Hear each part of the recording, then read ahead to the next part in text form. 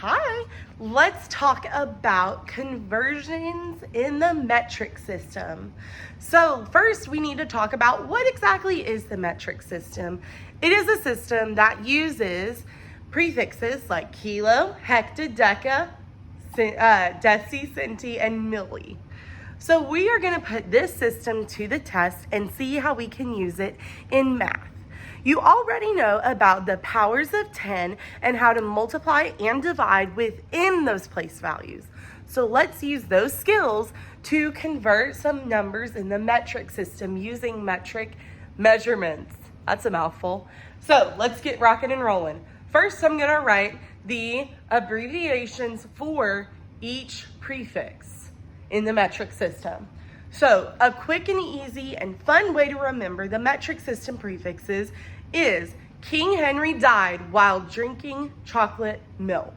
Now, here's how we are going to remember this. So King is kilo, Henry is hecta, died is deca.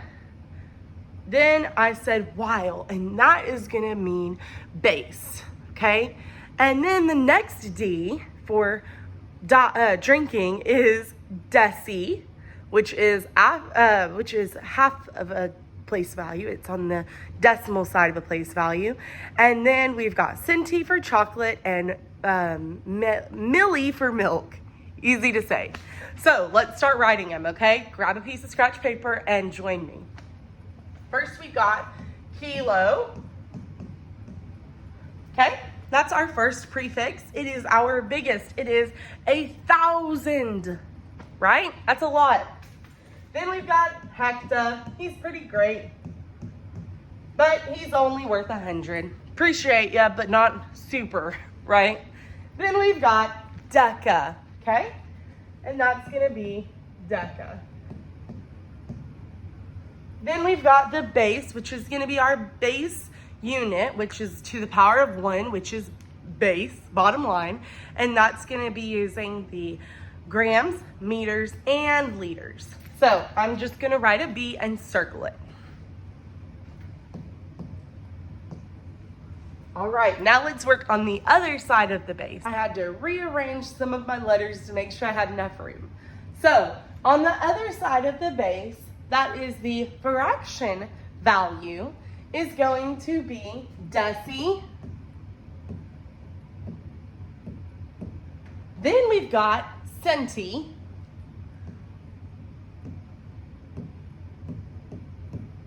So deci is 1/10 of a whole. Centi is 1/100th of a whole. And then milli. And that is 1/1000th of a whole. Oh my goodness. All right, so let's say that I have,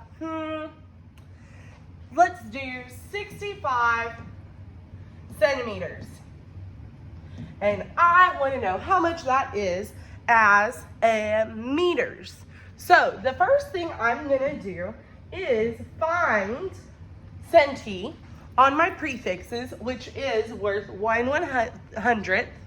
And then I'm going to find where meters is. Now, meters is one letter, so that tells me it is a base number, a base value. It is to the power of 1. It is smack dab in the middle. It's not 10, it's not a tenth, it's just 1. So that means it is base. So I'm going to be going from centi to base. To get there, I need to count my place values. So we need to count how many times I need to shift my numbers to make this problem, okay? So centi, 1 to deci, and 2 to base. So that tells me I need to multiply 10 to the power of 2, okay? Actually, it doesn't tell me whether or not I'm gonna multiply, does it? It just tells me I'm gonna either multiply or divide to the 10 to the power of 2. So let's figure out which operation I'm gonna do to figure out my problem. The first thing we need to remember is that kilo represents a whole lot of it. It's 1,000, okay? So it's gonna take a lot less kilos and hecta and deca rather than if we were using milli or centi, right? So if this helps you like it helps me, I like to remember that milli and centi and deci are more like having dimes and nickels and pennies, okay? And then kilo, hecta, and deca is like having quarters and dollars, right? So you can have 100 pennies and a friend can have $1. Well, who has more? You have the same amount of money because it is the same amount represented two different ways, right? Awesome. So now we're going to see what we're going to do to get from one point to the other. Well, I know that centi is smaller than milli. And if I'm going from a small unit to a large unit, I divide, right? So from fly to horse, divide, of course. From horse to fly, you multiply.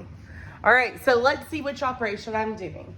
I know that I'm going from a small unit to a bigger unit, so that tells me I won't need as much to represent the value. So that means that I am going to divide. So let's set up our problem. Let's change my color so that we can see our work. We'll go with blue. So I'm doing 65 divided by 10 to the power of 2. So how am I going to represent this? Well, I know I need to draw out my place values for 65, and I know that my 5 is in the ones place and my 6 is in the tens place, which makes my number 65.